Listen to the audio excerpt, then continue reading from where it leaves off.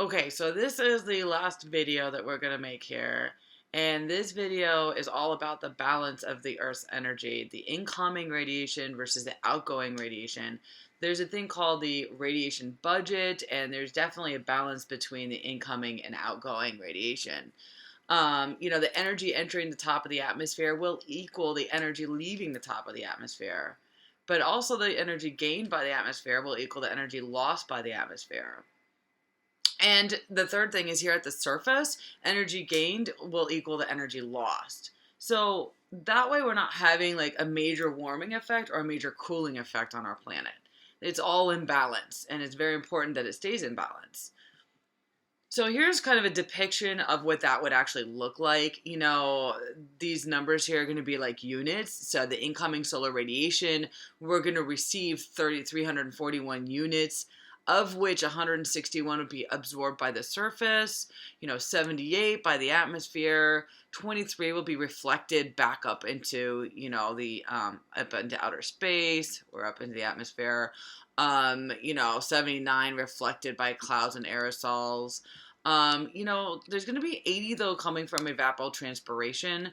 What evapotranspiration is actually evaporation of like plants off of like, leaves and things like that. There's moisture associated with plants, and so that would be the evaporation off of the plants, and there's going to be a certain amount of heating or radiation actually like emitted from that process in itself. And then we have the actual outgoing radiation, the outgoing. So we have 396 coming from the surface, a certain percentage, 356 of it absorbed by the clouds. 30 is going to be emitted by the clouds, and 239 to actually go up into outer space. So there's definitely going to be a balance. There's definitely going to be a balance here, and we can actually look at how many units there are. Now, this isn't going to be constant throughout like the whole Earth. So there's certain areas of the Earth, for instance, if there's more clouds. So those clouds, there's going to be more than 30 that are emitted by those clouds. Or, there's going to be certain areas where there's going to be more plants. So there'd be more evapotranspiration, like over our jungles and things like that. So this isn't like a complete constant, but this is going to be like the global average. Now, the Earth does have an Earth greenhouse effect. Without actually our greenhouse effect, the surface would be very cold.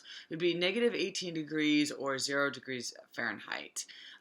Greenhouse gases do play an important role in shaping our climate, because the more greenhouse gases that we have, the warmer our climate will become, and the less that we have, the cooler our climate will become.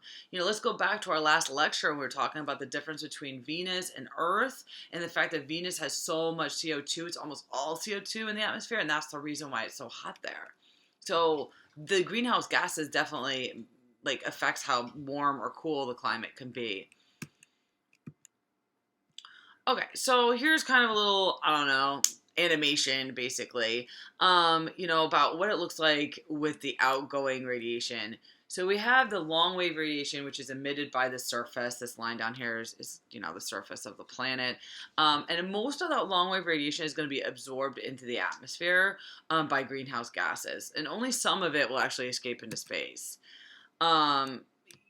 Basically those greenhouse gases are, once it receives, the long wave radiation, it's going to emit long wave radiation upward and downward. So some of it will go up into outer space and some of it will go back down towards the surface. And when it goes down to the surface, then the surface is going to absorb that radiation and have a warming effect. And so it's going to have those greenhouse effect will have a net overall warming between, the area where it's absorbed here in the middle, and then where it's actually absorbed down here at the surface. Normally speaking, even with that greenhouse effect, we are at a thermodynamic equilibrium, meaning that the upward radiation emitted from the surface equals the downward radiation absorbed by the surface. So that means that we're not going to have like a major amount of warming or cooling going on. Now, that means that our average surface temperature is going to be 15 degrees Celsius and not, that cooler temperature that we were talking about earlier. But if we took all of the greenhouse gases away, okay, we just took all of them, it would decrease the downward directed radiation. Okay, now upward emitted radiation is greater than downward. Okay, you can see how these arrows, these vectors, like the downward is actually less than the one going up. Thus, the average surface temperature starts to decrease. Okay, it's actually going to get colder because it's not going to have as much radiation emitting from the greenhouse gases down towards the surface for it to be absorbed. And as the surface cools, the radiation emitted by the surface in the upward decreases. And that happens until the balance is restored. And at that point, the cooling stops. Okay, so at this point, we would actually have a very cold planet. And it would be like negative 18 degrees Celsius. Here's another one that, I found in a book here where it basically, this is without a greenhouse effect. It shows this incoming shortwave radiation, solar energy coming in. Again, look at the difference in the crest and, crest and crest. You can see this is really shortwave here. And all of it's just able to escape back out into outer space. There's nothing really absorbing it in the atmosphere. Again, this is going to be a longer wave. You can see the difference there. Okay, and this is going to have, a result of 0 degree Fahrenheit global, averaged out temperature. But when we actually have the greenhouse effect, we're going to have the incoming solar energy. Part of it is going to be absorbed by the atmosphere, and then the other part will actually, be outgoing back into outer space. This is going to give us more like a 59 degree Fahrenheit temperature, and that's what we're looking for. That's what's perfect for us here on the planet. Okay, so this actually shows you the major anthropogenic greenhouse gases and what their, the different properties of them are. So remember, anthropogenic means that that's the amount, those are the gases that we're putting into the atmosphere. That's like unnatural because we're actually adding to this effect. And the main takeaway really from this table is going to be that the concentration of carbon dioxide is a lot larger than any other of these greenhouse gases in our atmosphere. Like, look at this, 380,000, where, the next one down is just 1,000, almost 2,000. So it's definitely a lot larger. And then we're also going to have a lot longer of a lifetime. So carbon dioxide, remains in our atmosphere for 120 years on average, where a lot of these other ones, a couple of them are like 100 or 114, well, actually sulfur hexafluoride is quite a bit more, but we don't have that much of it. We don't have a lot of this one over here, or 324 parts per billion. That's not as much as this 380,000 parts per billion that we have over the carbon dioxide. So this table, the main takeaway here is that the thing that we have the most that's anthropogenic in our atmosphere hangs on for a very long period of time before it actually dissipates. So by itself, I do want to mention the greenhouse effect is a good thing. It keeps our planet more livable than it would be otherwise. If you notice that 0 degrees Fahrenheit is what our planet would be if we didn't have the greenhouse effect, that's too cold. That actually wouldn't work for us. So the greenhouse effect in itself is actually a good thing. We want it to be there. We just don't want the effect of anthropogenic gases to be there, because then it's going to increase it above the natural greenhouse effect, and it's going to be more global warming. And the global warming is the result of the enhancement of the greenhouse effect due to what we're doing, the anthropogenic piece of it.